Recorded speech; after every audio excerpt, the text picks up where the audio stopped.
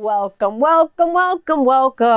to another episode of 21st Century Rocker Mom Podcast with me, your host, Tanya Candler. We're back for another week of fun and strangeness. Who knows what we're back for this week? Well, you're going to find out soon what we're back for this week. It was Memorial Day weekend, or it is Memorial Day weekend this week for my American friends. And last weekend in Canada land, it was Victoria Day weekend. You set off a bunch of fucking fireworks, celebrating some old crusty bitch. I don't know about Victoria Day. I didn't set off any fireworks personally. No, but I mean, what did you do for your, what do you do for your long weekends? Do you just, do you sit around? Do you have a relaxing time? Is it time to chill out? You do a little barbecuing? Do you do a little yard work? Do you cut the grass? Is it time to catch up on work? Is it time to relax? Is it a little bit of both? What do you do? I mean, fishing is fun, hiking. Like, I like to be outside as much as I can. And if the weather permits, it's great. So, I mean, like, cutting grass, allergy season, nothing beats it. But I mean, nothing beats a fun long weekend. I don't know why it feels so long, but then also kind of feels so short at the same time. You really, really look forward to it, and then it's over. It's like, oh. But it's nice to have, you know, an extra day to put your feet up, get extra work done, whatever it is that you've got to do on your long weekend, or you know, you think you might want to do on your weekend. Just do it. Get it done. You might want to get drunk and fall over. It's whatever floats your boat. It doesn't float mine, but I think my boat would sink if I had a drink of alcohol.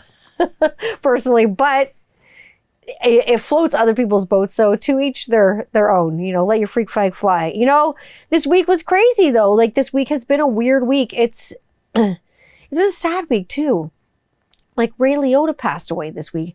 That was like news that I was not prepared to hear. I'm gonna be fucking absolutely serious with you. Ray Liotta passing away really hit me hard. He was like the same age as my dad. He passed away in his sleep. It was just like, you know, one of those quick things. It was unexpected. What the fuck? So, I mean, I spent a good amount of time watching Goodfellas and stuff like me, you know, movies that he was in and kind of crying and stuff. I really liked Ray Liotta as an actor, and you never heard like shit about him in Hollywood. You didn't hear about him hurting anybody, or, you know, there were no rape scandals against him. There were no sexual assault lawsuits. There were no, you know, sign this and be quiet, you know, none of that stuff. Ray Liotta just seemed like a nice, normal, salt of the earth human. And I just think it was really tragic that he passed away so young, and it really sucks. And that one really hurt. That one fucking hit home for me with Ray Liotta passing away. And so, of course, the day he passed, we sat down, we watched, well, obviously not us and the kids, but Rob and I sat down, we watched Goodfellas. I mean, I watch Goodfellas probably like once a month. I'm not going to lie. I love Goodfellas as a film. I've loved it forever. I love it. Henry Hill, like, you know, all the characters. I love everyone in that movie. You know, I mean, from Jimmy to even like Maury. There's lovable things about Maury. If you know anything about Goodfellas or those films, you know what I'm talking about. But I mean, like, Lorraine Bracco's character in that, Karen, I mean, she's the original Karen. She's amazing. Karen! But like, seriously, Ray Liotta passing away. Oh, no, not a good week. Not a good week. And then I talked to my mom, and she was like, oh yeah, I watched Goodfellas. I was like, you did? And I'm like, there's a lot of language in it. And there's a lot, I mean, she watches my podcast, so there's no difference there. But like, there's a lot of language in it. There's a lot of killing. It's brutal. Like, a guy, like, I mean, Ray Liotta, like, pistol whips a guy in the fucking face, you know, for messing with his girlfriend. It's very visceral. And for my mom, I thought maybe, I'm sorry, it's allergy season. I'm itchy, man. It's crazy. I thought for my mom, like, this is visceral. Like, this is a lot. Like, and there's a lot of language. And then, like, there's like a lot of drug content too, and like cocaine and stuff like that. I remember my mom being, you know, suspicious of me as a teenager smoking pot. But like, there was no like cocaine or anything like that. Oh my God. Cocaine Cowboys. That movie gets crazy. You know what I mean? Like, Layla. But I love that movie, and I just think it's so funny that it was her first time watching it. It was her first watch. She was a Goodfellas virgin, and she popped that cherry the other night, and she watched Goodfellas, and she fucking loved it. And I was just like, oh, Mom, you gotta start watching The Sopranos. I mean, I love things like that. So I love Ray Liotta. And like I say, I was a big fan of Ray Liotta, and it really it bugged me that he passed away. It definitely bugged me. And so I tried to watch things that were more like uplifting, like as well. So, and then this week I started watching Almost Famous like a couple times. Like, I love that movie, Almost Famous, because I love Cameron Crowe. Who doesn't love Cameron Crowe? Well, Nancy Wilson doesn't love him anymore because she got remarried to someone else. Nancy Wilson from Heart and Cameron Crowe famously used to be married. They adopted twin boys together. Whatever, that's another story. But I mean, I started watching Almost Famous, and then I did watch it all the way through because it's definitely one of my favorite movies. Not just because it's Cameron Crowe, because I mean, it's like it's Lester Bangs, and it's you know what I mean. It's just it's rock journalism. It's I miss the days of like arena concerts where there was like people all like around, just like a stage of people on every friggin' side of everything. It's just so incredible to see so many musicians get amped up and so excited by feeding off that excitement and everything. And then I started watching things with like, you know, Penny Lane and all like the sex and the drugs and the rock and roll and stuff like that. Of course, that stuff is there in the music world. And I mean, not even the music world, I guess the entertainment world. It's sex, drugs, and rock and roll everywhere. It's just, it is what it is. But then I started thinking about groupies and sex with famous people. And does it bring you closer to famous people? Do you think it brings you closer to famous people? Is it a big lie? Is it the truth? Where like I got down the rabbit hole about groupies and I started thinking about that. Groupies, Band-Aids, a muse, whatever you want to call it. There's always a name for whatever it is. It's never really gone out of style. I wanted to say, and I wanted to think almost before I went down the rabbit hole and did my research and did my reading and things of that nature. I wanted to think that with like, you know, the 60s and the 70s and the free love and all the hippie stuff and all the acid and stuff, that, you know, all that crazy stuff was kind of over. But I know myself from personal experience that it's never really been over. And I don't think it ever is going to be over because, I mean, it is what it is. Sex is just a biological thing and we do it. And so what about like groupies? Are they groupies? Are they Band-Aids? Is it someone's muse? What are the different takes behind it? Like, what are they there to help the bands? Does it hinder the bands in any way? Or do the wives know about it? Are they just the girlfriends? I mean, there's been famous lines by bands like Lynyrd Skynyrd, like, when I come back here next year, I want to see you again. Like, what's your name, little girl? Like, it's, is it from about traveling from city to city and having someone when you go back there on tour and you return? And is there a different person in every town? Is it that kind of thing? Or is it fandom? Is it an extreme form of fandom? And is there a difference between groupies and fandom and really loving something so much that you need to be like inside of it, or loving something so much that you just want to follow around the tour bus and get autographs and get your t-shirt autographed, you know what I mean? Is there that, you know what I mean? And I mean, I've experienced a little bit of it. I got to show you this before I tell you about any of this. This is my mud shake. So before any of my mukbang sounds get edited out of this video, I made this with that mud water I've been talking about on Instagram. I made the perfect mud shake. It's mushrooms. It's mushrooms. It's mushrooms. It tastes like delicious hot chocolate and masala chai tea. Had a beautiful, beautiful baby together, and it was a healthy baby. And it was full of immunity and just good things and immune support, energy, vitality, good things. Don't underestimate the power of mushrooms and psychedelics. And of course, speaking of psychedelics, of course, that's why I'm going back to the 60s and I'm wearing this outfit that is such a fucking vibe today. But like, really, let's go back to when we were swinging it around. But before we were swinging it around, like, I mean, I experienced a little bit of like fandom, I would say, in Kitty. I did not, and I don't think anyone else did in the band either, experience like the groupie thing. It just wasn't really for me, and I don't know if I speak for the band, but like, it wasn't really for us. It just wasn't a thing. I found that Kitty fans were fans. Kitty doesn't really have groupies. I don't know of any. I can't say I do.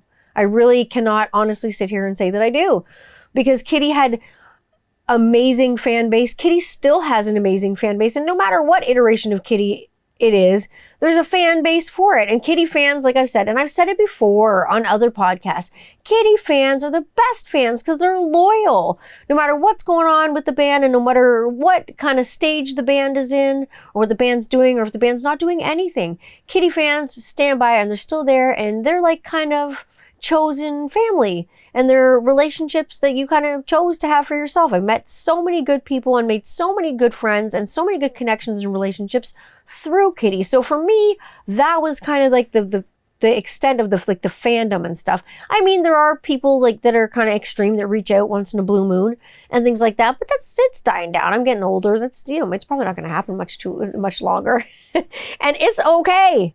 And it's okay. I'd say like the closest thing that I ever did to like groupieism or whatever is like, I think I made out with, I don't think, therefore I know. No, I think therefore I am, but I know that I made out with one of the members of the Misfits. And I'm not going to say which one it was, but we were playing a show when I was in Kitty, so I was young. And they didn't know that. I'm sure we looked older. I know I did because I wore a lot of makeup. I wore a lot of makeup back then and I dressed older. And of course, being an articulate young lady, sure. So I got some tongue. I got some tongue tornado from the Misfits. Whatever. It happened. We're only young once. But then I think back and I think, oh, like, is this still happening? Are people still making out with like young kids? And then I think of funny things. I think of local groups like here, like in London, that even had big fan bases and even had groupies. And I remember thinking like it was like ridiculous because the way people treated like just regular humans, like even in big bands and famous people and rock stars. I don't like using those terms because I think they're yucky because it's not real. They're just humans. You know what I mean? They're not, they're not untouchable people. They may be with bodyguards and fences and things like that, but they're not untouchable humans. You know what I mean? They're human too. They cry. They have feelings. That's all of us. You know what I mean? But I will say that sleeping with artists and musicians like isn't a way to get closer to them. Maybe it is physically, but I don't think that it is mentally. I think you're screwing with your heart. I think you're screwing with your brain. I think you're screwing with your mind. I think you're screwing with a lot of things. I think we've got these really delicate emotions that we're still trying to figure out, even in this age, in what year, in year 2022, we've still got really, really underdeveloped emotions and ways to cope and handle them. And I think putting yourself out there really can screw with that big time. And I think that's unfortunate. And it's sad. It's sad. And like, you want to sacrifice your dignity for a backstage pass? You want to sacrifice like your honor or how you feel about yourself? You want to sacrifice your value? You want to sleep with a roadie? Like, really? Like, you're gooder than that. You're gooder than that. Like, seriously, you're better than that. You have some value for your fucking self. I don't slut shame whatsoever. If you want to go out and sleep with as many people as you want, go for it. But do it because you want to do it. Don't do it to like gain something. Like usually when you exchange sex for other things, there's a name for it. No shame in that either when it's like your job. But your job is not to be a groupie. Like, and like I say, I'd love to say that this culture is dead and gone, but it's not, because I've lived it. I've seen it. I've been there. I've been there for all of it, and I've seen it. I've been on the tour buses. I've been in the hotel rooms. You know what I mean? I've seen it happen. I've been in the bands. I've opened the doors in the clubs and in the bathrooms when things are going on. I've been in the upstairses of here and there and everywhere. I know what's fucking going on. Now, like, I did watch like I didn't watch it. Well, I watched Almost Famous, but then I listened to a podcast and it was like Almost Famous, almost 20 years later, or 20, however many years they made the film. I think they made it in 2000. And so it was like 20 years after the film was made, and I listened to a podcast, and it had like cameos by a lot of the actors that were in it, and it had a lot of Easter eggs and things that only a big fat nerd like me would love about, Almost Famous and things like that. I mean, I love everything from the pencil scratch at the beginning when they're writing out all the names for the cast to, I mean, anything, William Miller, Lester Bangs, Ben Fong Torres from Rolling Stone, how accurate everything was. It was a great film. I'm a Golden God.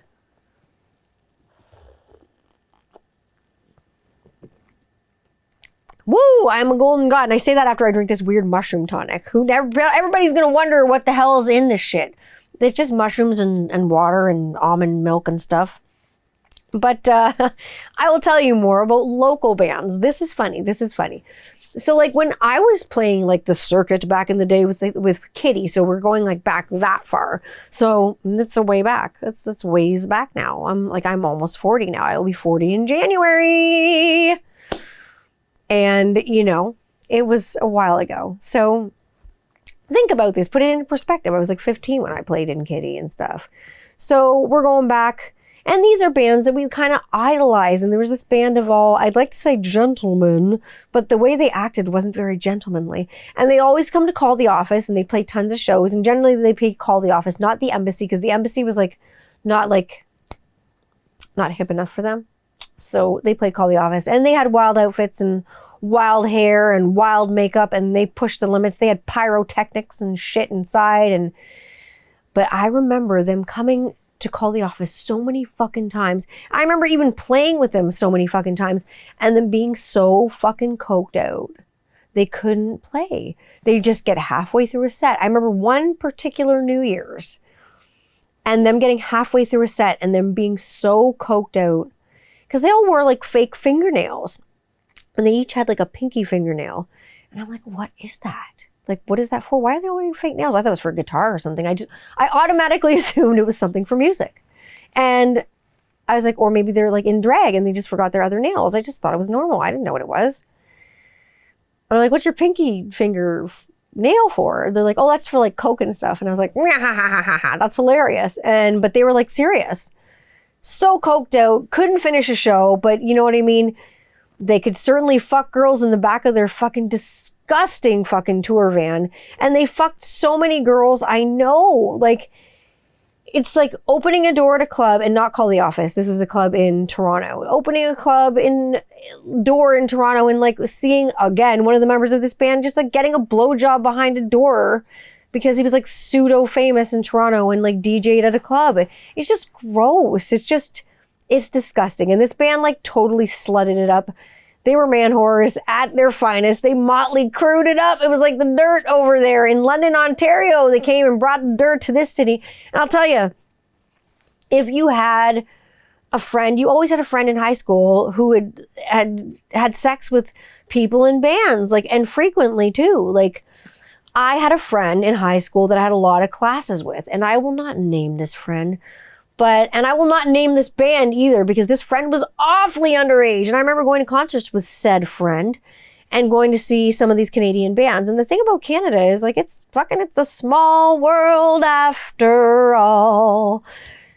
But it's a world of sex. It's a world of drugs. It's a world of rock and roll. It's a world of underage sex also. Like, it's a world of statch. It's a world of statch. I will tell you that. It's terrible. It's terrible. I'm not even joking. So I remember going to concerts with this person, said friend and said classmate, when we were like 15 and 16 years old. And all I will say is I remember ending up in hotel rooms with this person and she would hook up with one of the members of this band, this Canadian band. And it was frequent. Like they talked back and forth on Messenger all the time. And he was like in his late 20s, like almost 30. And she was 15, 16 at the time. And like, we didn't call her Penny Lane or anything like that. Like some of my friends still refer to that now. And if we talk about it, because we recount these stories and we remember this from high school. I was talking to a friend today and she remembered this person. And she was like, oh God, I totally remember that. And then I named the band and she was like, oh, you got the wrong band. It was actually this band. And I was like, oh. And I was just kind of trying to think of songs that they sang, and I was just always like, ugh.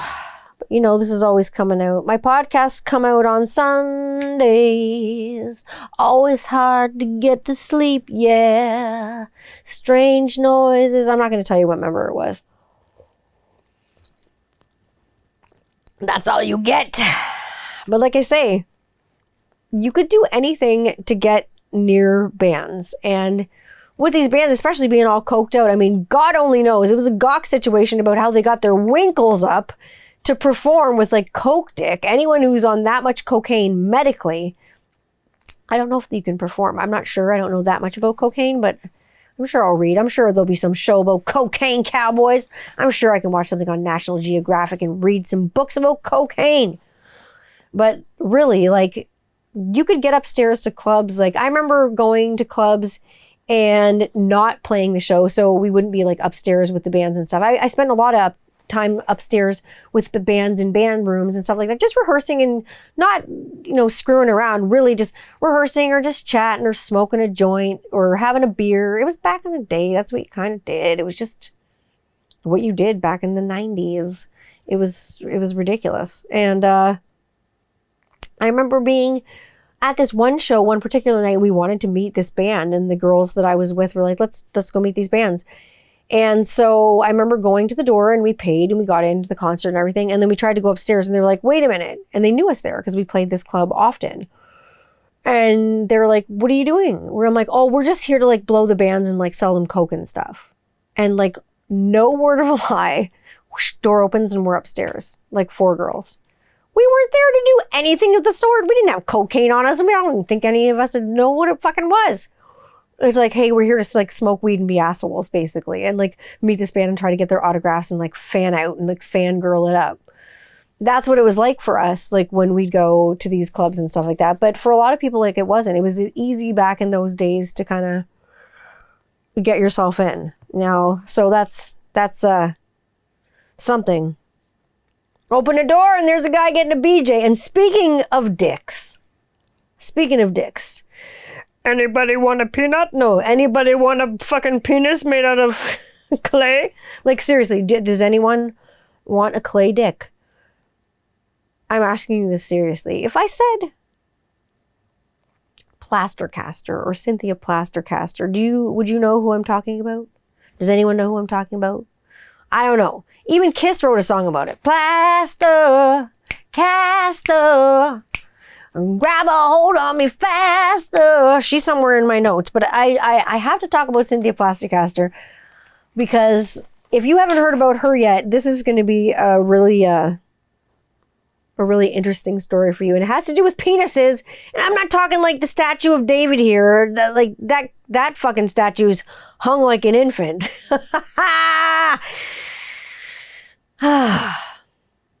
So Kiss wrote about their experiences with her as well. I'm going to talk about her later. And like hanging with bands, rock journalism. Do you make friends with the bands? Like Lester Bangs says you don't. Don't make friends with the bands. They're going to buy you drinks, and they're going to give you girls, and they're going to want to have sex with you, and all these things are going to happen. And they're going to tell you you're cool, and they're going to want you to write sanctimonious articles about them and all this shit about rock and roll that's not true, and how they're going to save rock and roll, how rock and roll's not dead. And I agree with Lester Bangs. If you're a rock journalist or anyone of that nature, you can't make friends with the bands, because then the relationship just becomes fake. And that goes back to groupies and things like that. And I had a list. Of course I have a list, because this is funny. I had to think, who are the bands? And I had to look into it too. Who are the bands that got around and got the most sex? Like who were like whoring it up the most? And some of the bands were male, and I got a female band in there too, because I mean, I can't just like hate on dudes for being man whores, like I'm doing quotations, because that's what adults do when they don't really mean something. I learned that by watching the movie Clifford with my children. I'm just gonna put that out there. Fucking awesome movie though, Clifford. Not Clifford about annoying. I'm talking like Clifford the Big Red Dog. Like, I'm talking like Norman Bridwell style. It's on Amazon right now. It made me fucking cry. I love dogs. I love Clifford. I love Emily Elizabeth. It's a good read. Read it with your kids. Anyways, back to debauchery and girls, and boys too. And everybody was invited to the party. I mean,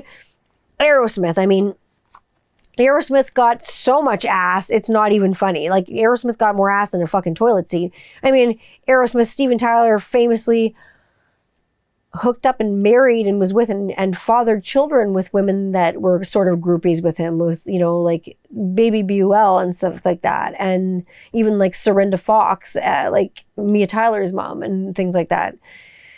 So like, it's a lot of bands got a lot of ass. Led Zeppelin got a lot of groupies. They took advantage of the groupie thing. And like, obviously the Knights of Satan's Service, Kiss, like I can't get my tongue like Gene Simmons' tongue. I got a story about Kiss later on in the show.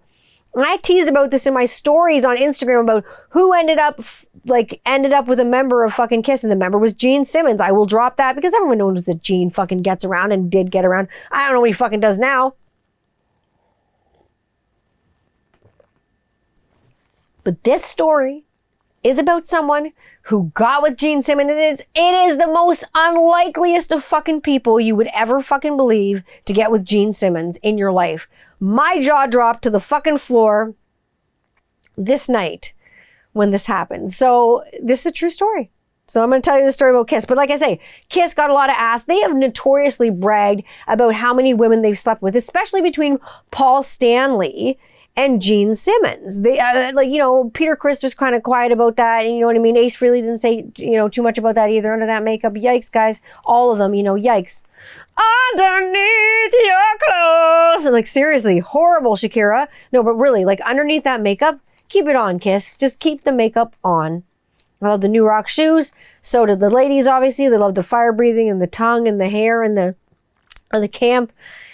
And to me, no thank you. I take a hard pass on Kiss. Motley Crue. Crue got a lot of chicks. And obviously this was famously written about in like The Dirt and like Heroin Diaries and things like that. We'll get to Crue later. But Crue definitely got a lot of chicks. And obviously if you saw The Dirt, which was like the Hallmark edition of the book, The Dirt, on Netflix, then you'll kind of see that Crue did kind of get a lot of pussy. It did happen a lot. And I said pussy. Row, row. It just happened. It just came out of my mouth. I can't help what comes out of here. It just comes out. I open my mouth and it comes out. It's terrible. The Stones. Oh my God. The Rolling Stones got a lot of ass. And like with the Rolling Stones, there was a lot of age differences as well. They got a lot of groupies. Same with, like I say, Led Zeppelin. Jimmy Page famously had many groupies, especially underage ones. Especially, there was a very famous story about a 17-year-old groupie being locked in a closet for days and he used her as a sex slave, and he kind of brought her up to his hotel room and had a manager kind of help him and say, you know, he's going to have you. And he kind of told her very flat out and very matter-of-factly that, you know, she's like, I'm, you know, a virgin. And he's like, well, I'm going to have you. And that's kind of it. And that's kind of how it happened. You know, if you've ever read anything like I'm with the Band by Pamela De Debarr, that's why I also decided to talk about groupies, because she is obviously one of America's most notorious and most famous groupies. Everyone knows Pamela De Debarr. Like, maybe you don't know Pamela De Debarr. I don't know. She is the most famous goddamn groupie in the world that I've heard of. I don't know if you know her, if you don't know her. If you don't, you should read the book called I'm with the Band. And it's memoirs of this groupie in the 60s and 70s, rather, Pamela De Debarr. And it's all the people she got with and the stories behind what got behind her. I guess it's wild. It's a wild book. I'm going to read to you a little bit of Pamela De Debarr because I don't have it all in my head. Now, Pamela De Debarr may be 73 years old right now, but she's still America's most famous rock and roll groupie. She's still America's most notable rock and roll groupie. She's been around. She's the Village Bicycle. She kind of fell into the music scene most famously at about 20 years old, at the tender age of 20 years old, not even 21, not even old enough to have a drink in America yet, not even old enough to have any booze, but she fell into it. She had a friend who you might know by the name of Captain Beefheart, and he was a musician friend of hers, and he introduced her to Frank Zappa. And Frank Zappa, of course, was Frank Zappa. He's a personal favorite of mine. I love the Zapmeister. I love Frank Zappa, and my dad loved Frank Zappa. My uncle loves Frank Zappa. Most people I know who are bass players love Frank Zappa. I'm the slime. Like, seriously. Like, who are you driving with that cosmic debris? I love Frank Zappa. If you love Frank Zappa, go put on a Frank Zappa record and do yourself a fucking favor.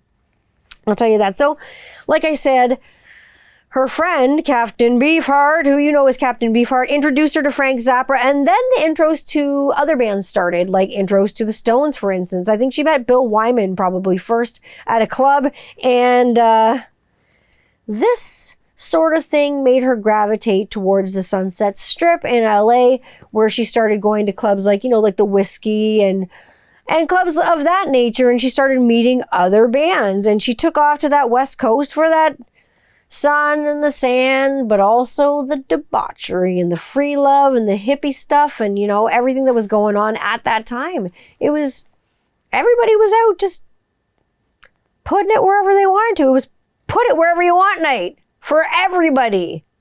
Put it wherever you want day, because I guess sex only happens at night, not, oh my God.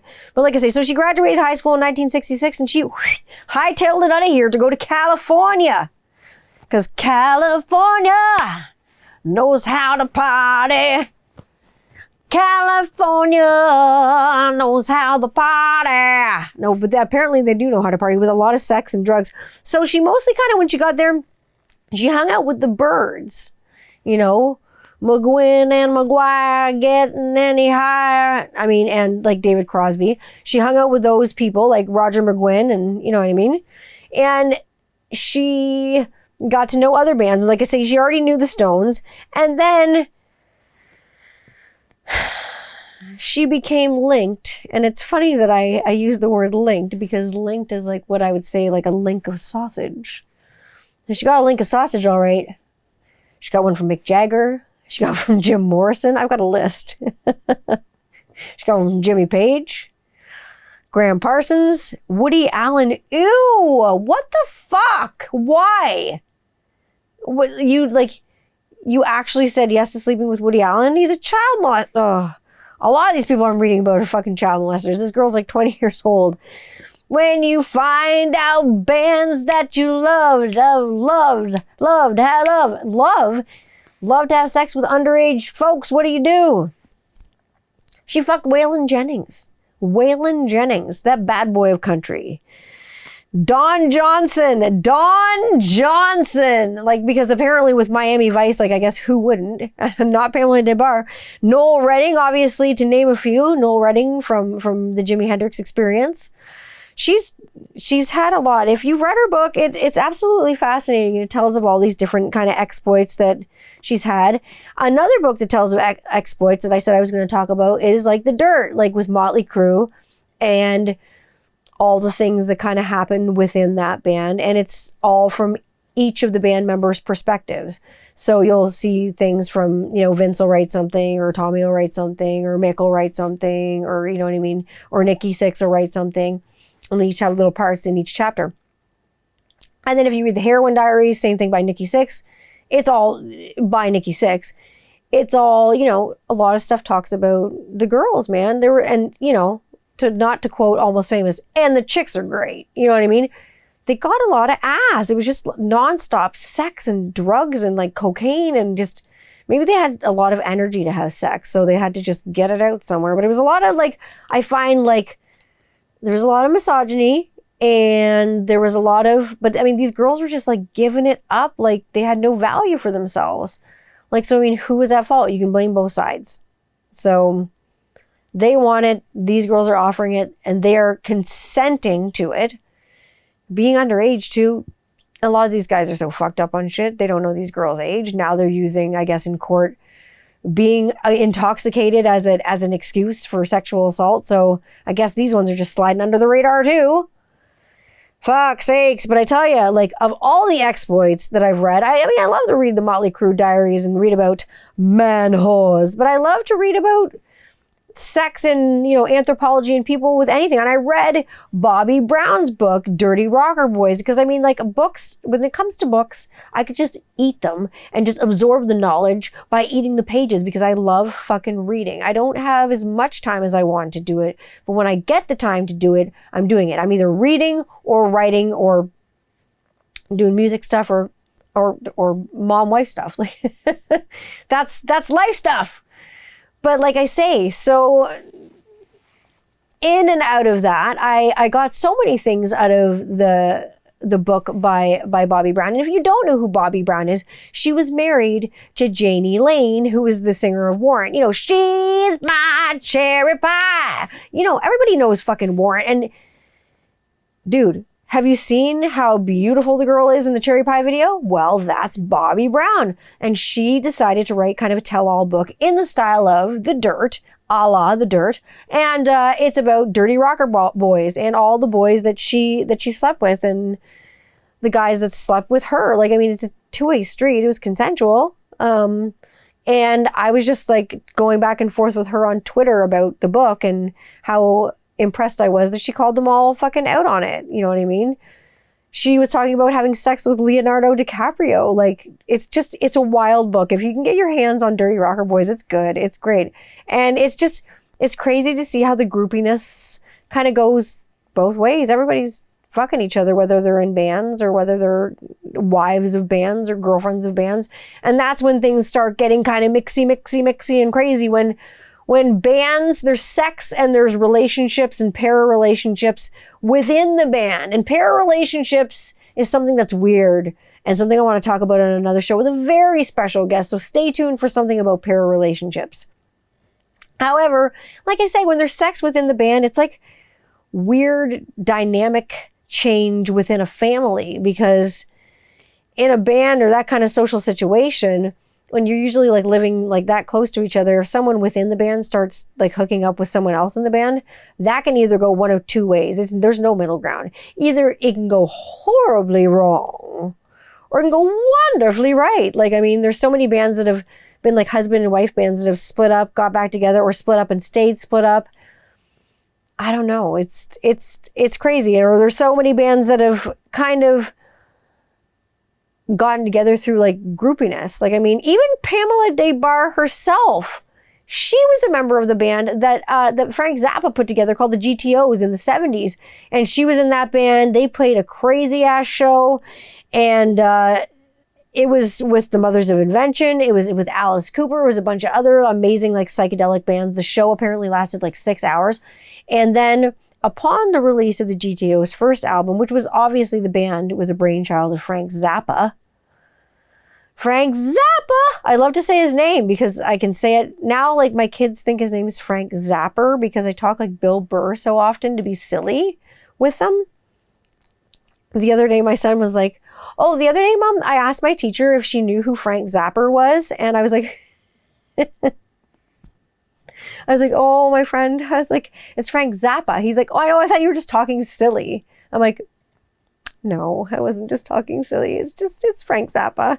So anyways, like I say, this band, the GTOs, was the brainchild of Frank Zappa, the Zapmeister. And they played one show and they released their first album, and that was it.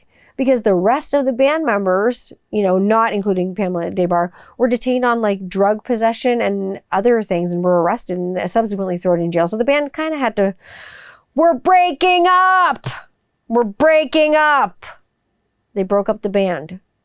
That's crazy. I mean, like, people have done crazy things in bands to get with groupies. I mean, checking into, I talked about this on the last show, how like bands used to check into hotels under the manager's name. But I mean, even like in Almost Famous, I'm under Harry Houdini. Like, bands checking into different places because they want certain people to know where they are and certain people to not know where they are, because certain people they don't want around. They don't want their significant others to know where they are, but they want to know that they can put the information out there so their fans can know where they are, and they just let them know where they are. So, you know, we get back to the drugs, the drinking, the sex, the drugs, the rock and roll lifestyle that you hear about. Is it true? How much of it actually goes on? Sex, drugs, rock and roll was not a term that was born overnight. You think that they just started now? Or you think they just started 10, 20 years ago? It's been around for a long, long time. I mean, like, look at Jerry Lee Lewis. He married his cousin. That's the ultimate groupie / child molester event. Like, that's not good. Who the fuck marries their cousin? Not only did he marry his cousin, she was 13 And he was still not divorced from his previous wife. Goodness gracious, great balls of infidelity. That's fucking crazy. Goddamn Jerry Lee Lewis. And I mean, Elvis, I mean, he was a fucking pig too. He was banging and putting the nuts to everything that moved. I mean, he was putting cocaine up his nose with a cotton swab. I mean, that's another episode too. I mean, I'll do a whole episode on Elvis. I'll wear the whole jumpsuit. I'll wear the whole fucking nine. You just tell me, you just tell me when you want to see that. We'll do it. We talked about fucking your way up to the top on one of my previous episodes. And that was when Hollywood kind of pressured female sort of actresses to kind of do things to get their way and to further themselves in their careers in the golden ages of Hollywood. But what about what's going on here with groupieism? Where's the payoff? Are you fucking up? Are you fucking your way up to the top? To the top of what? To the top of shit mountain? And the star, like, what's the star getting out of it? What are they getting out of it? Are you their muse? Are you a glorified fucking cum dumpster? I'm sorry, but seriously, what is it with using people? I don't think it's cool. I don't think it's cool. That's my opinion on the groupie thing. That's why I've never done the groupie thing and cashed in on the groupieism or slept with a fan or done anything like that. Because it's just, to me, I think it's wrong. I think, you know, living in this world of like lies and cover-ups and like NDAs and things like that. Like, do you know what an NDA is? An NDA is a non-disclosure agreement. So often when celebs get in these problems, they sleep with someone underage, or they don't know they're underage, or they claim they don't know they're underage. Or they fuck a groupie and they don't want people to know, or they don't want their wives or their husbands or significant others to know that it's happened. They don't want it to get out to the press. They often make this person sign something called an NDA, which is a non-disclosure agreement. And it's followed by a settlement of money. It's, you know, notarized by a lawyer, goes to the courts, stamp, everything's hush, hush. Literally, it's basically shut up money to sweep under the rug whatever has happened sexually between these people that wasn't really supposed to happen. So that's what an NDA is. And I mean, they're still going on. It's still going on now. And if I said any of the names who I was talking about and who I've been talking about in these podcasts, their fucking careers would be over. Over to this day. Like, over right now. If I dropped any of the names. It's just all swirling around up here in the crazy frontal cortex of my brain, just blowing up with all the crazy people that are around. Like, it blows my mind of how long it went on and how it still goes on now and how it's still like widely accepted. I mean, I remember being like objectified young and at one point just being like, I don't want to wear sexy clothes anymore. I don't want anyone to look at me. I just want to sit in the corner and cry. Like, seriously. I don't want to cash in on the groupie stuff. Like, I don't know. Being in a band, for me, when I was done a show, I didn't feel like getting hopped up on goofballs and going out and having sex with a bunch of random people.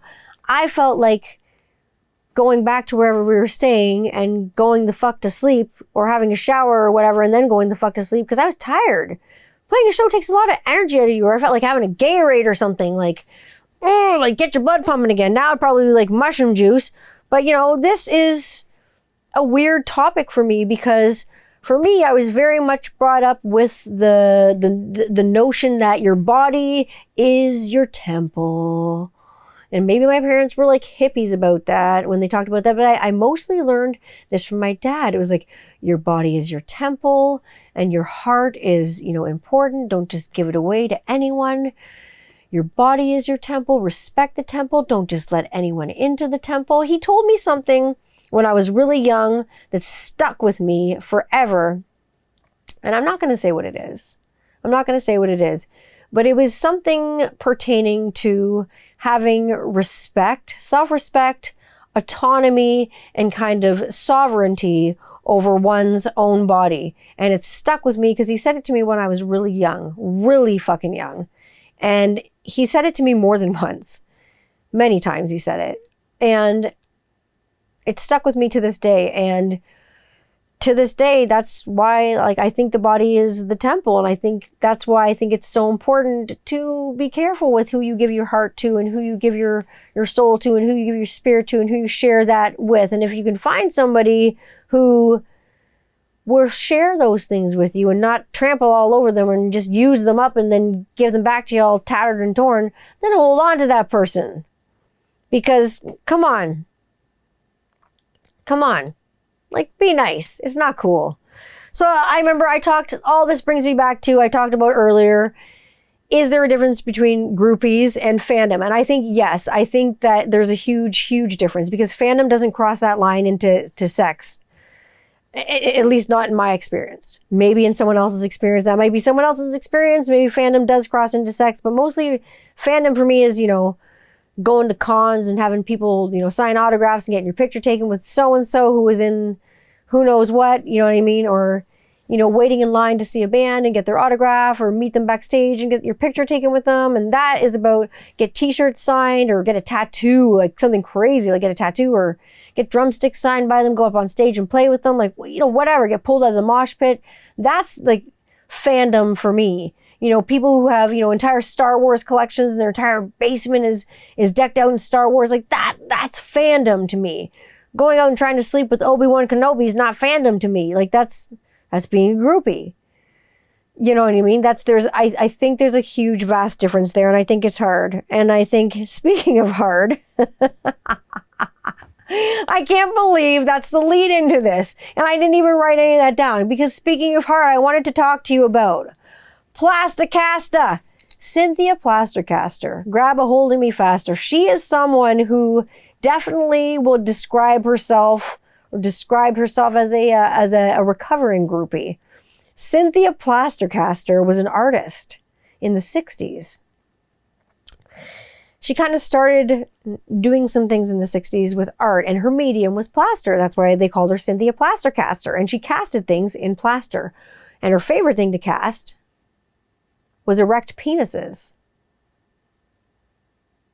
That's why I was like, anybody want a stone penis? Because seriously, Cynthia Plastercaster, read about her on the internet if you want to Google it. I don't give a fuck. She's in books. Like, read a book. God damn it, read a fucking book. Smell the pages. It smells like paper. Do you know what that smells like? It smells good. Read that fucking book. Get your ass off the internet.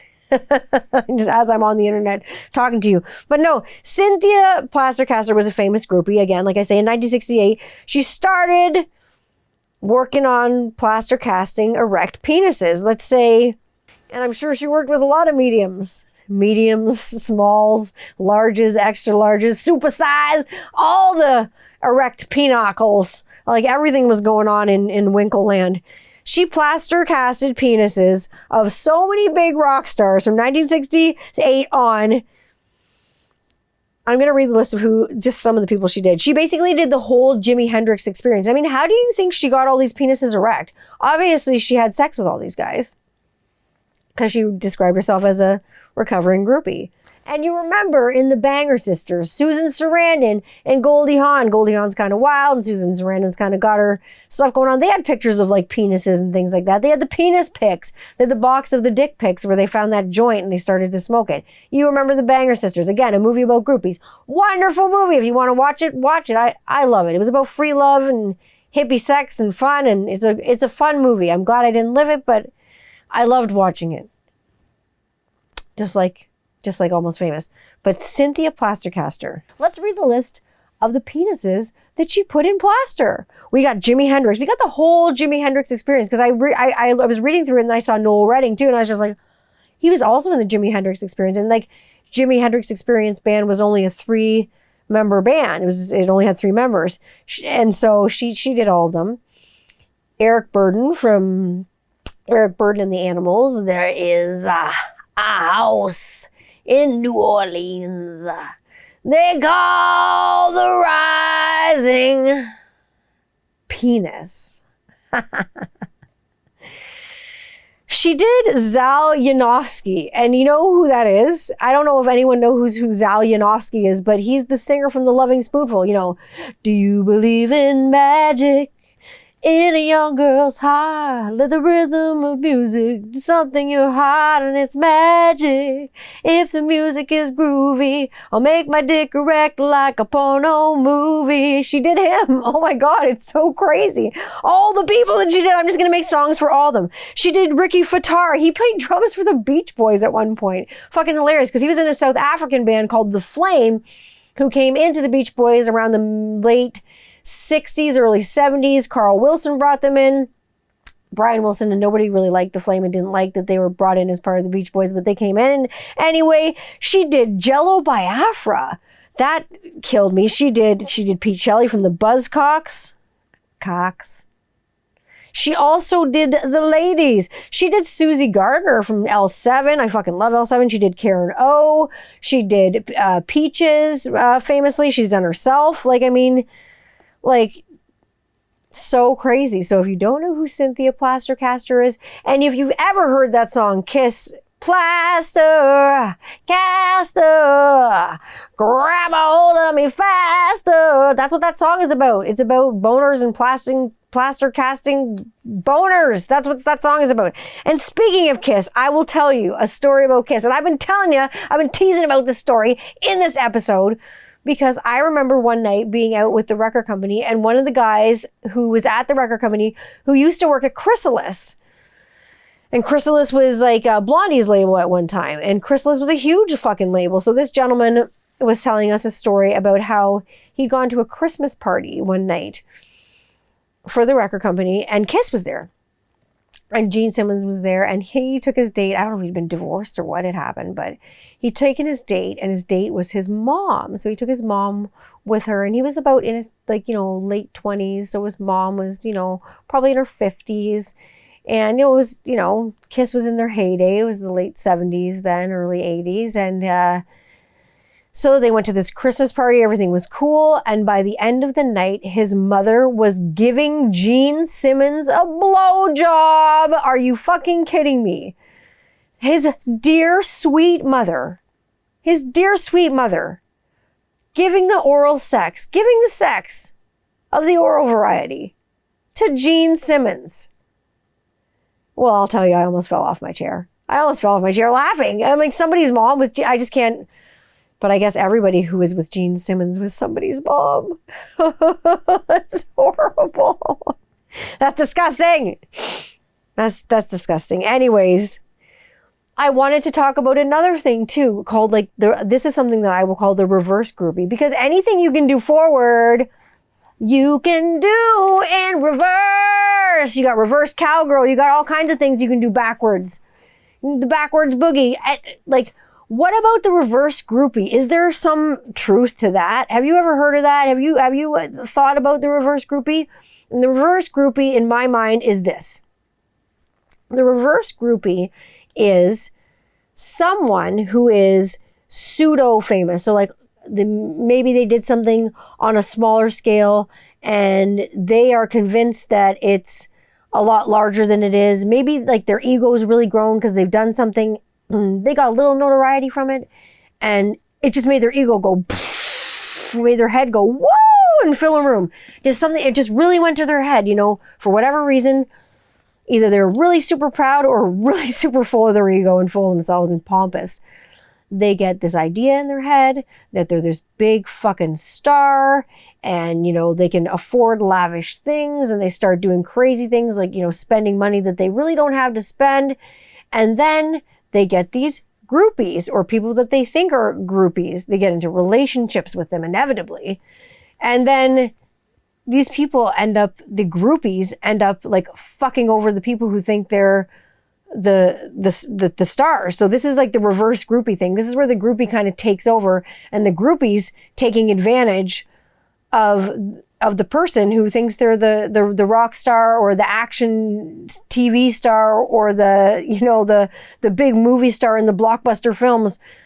They get this person who's, their groupie, but all of a sudden they take advantage of them. They take their money, they take their houses. I mean, you've seen it with Johnny Depp and stuff, and, Amber Heard and all those things. I don't want any of his money except I want this much money. There's crazy things going on in the world. You've seen, he's a big star, man. Sometimes People want big things from big stars. Sometimes people want big things from small stars. It's crazy. Twinkle, twinkle, little star, how I wonder what you are. Be careful out there. Shit can get crazy. The groupie stuff, it does happen. It's still happening. Like I say, I'm not with the band, but if you can find that book, read I'm with the band. Check it out. Check out Pamela De Debarr, anything on her. Check out Almost Famous. If you haven't seen Almost Famous by now, what's going on? What is going on in the world? Philip Seymour Hoffman is fantastic in that film. One of my favorites, Philip Seymour Hoffman. May he rest in peace as well. Another one of the good ones, like Ray Liotta. Anyways, oh my God, I got some really, really good hot mail coming this week in the mail in the next 6 to 10 days, and I'm going to have something to share with you. I can't wait to tell you all about it. I've been waiting to spill the beans about this for forever, and I'm ready to explode, and myself and my friend are very, very excited to drop it like it's hot all over your face and just tell you all about what we're doing and this team up, this collaboration, this new friendship that we've bonded over, something that we love. It's the same. I'm really excited to tell you about it. It has nothing to do with mushrooms. Hey, so I'll tell you. I am going to tell you right now where you're going to find me in the world if you need to find me this week. You know where I'm going to be at. I'm always on fucking Instagram. You know I'm on Instagram. I'm at 21st Century Rocker Mom on Instagram. You can find me on Twitter at Tanya Candler. I'm there bitching and complaining on Twitter once in a while. You won't find me on Facebook because I won't be there. Sometimes I'm ticking it and talking it on TikTok. I'm at 21st Century Rocker Mom. And you can find me on YouTube. You can always click the subscribe button if you're so inclined on my YouTube channel. Just a Tanya Candler channel. You can just find me there. I'm always there. Otherwise, I'm streaming everywhere you stream your podcast when you want to listen. And if you like to watch, because I know you like to watch, again, find me on YouTube. I'll post the links in my highlights and in my stories. I will see you all next week. Have a wonderful week. I hope it's good to you. Have a wonderful Memorial Day weekend, my American friends. Enjoy your time off. Put your feet up. Do something that relaxes you. And, watch out for them groupies. Woo! Look out.